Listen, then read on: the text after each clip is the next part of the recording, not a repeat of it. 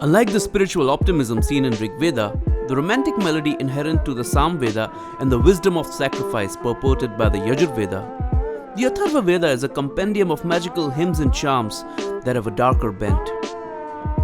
Unlike the other Vedas, the Atharva Veda seems to represent a culture more animistic and insecure, rooted in superstition and fear. In the absence of science, many ancient heathen cultures succumbed to superstition that invoked their terrible deities in order to do their bidding. Obscure rites of passages, rituals, cruel sacrifices were the resort. Dark magic, charms, spells and incantations rooted in animism were common to customs of Mongols, the Sami, the Inuit and the Igbo and even ancient tribal Europe. Yes, even Europe, ancient Germania to be more specific. Animism and pagan faith were the basis for the magical prayers as well. They were also the source of a life force required to build resilience into the culture of survivalism. When we did some deeper research, we were caught unawares when we uncovered a surprising connection between ancient Germania and the Atharva Veda in India.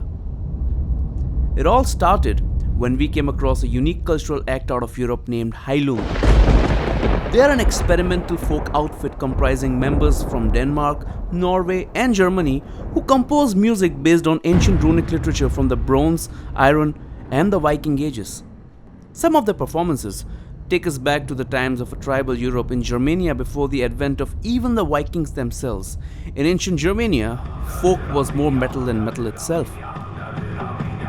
The band's name literally means healing.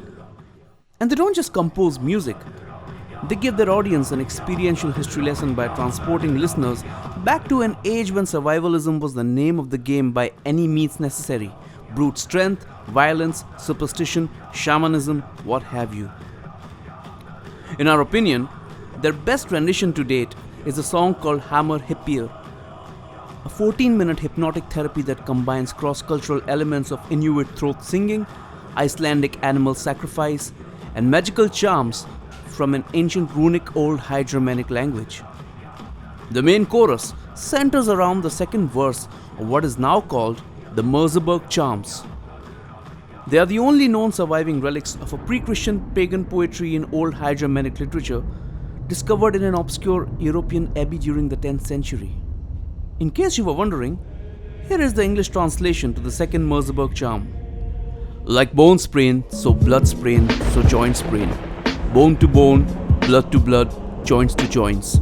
So may they be glued. Now consider hymn 12 of book 4 from the Atharva Veda. With marrow be thy marrow joined, thy limb united with the limb. Let what hath fallen of thy flesh and the bone also grow again. Let marrow close with marrow, let skin grow united with the skin. Let blood and bone grow strong in thee, flesh grow together with the flesh. Join thou together hair with hair, join thou together skin with skin. Let blood and bone grow strong in thee, unite the broken part. This particular hymn is used to mend a broken bone. The second Merseburg charm was believed to heal the bone as well, although that of a horse's broken leg. Eerie, right? Such clues, such similarities point to an Aryan connection between the Germanic tribes and the Indians. Perhaps this common Indo-European thread points to a larger mother culture prevalent in ancient unrecorded times. Wrap your head around that.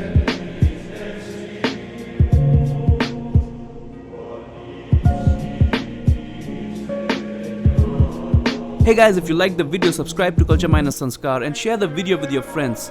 Spread the word that Culture Minus Sanskar is making video essays on the Indian subcontinent.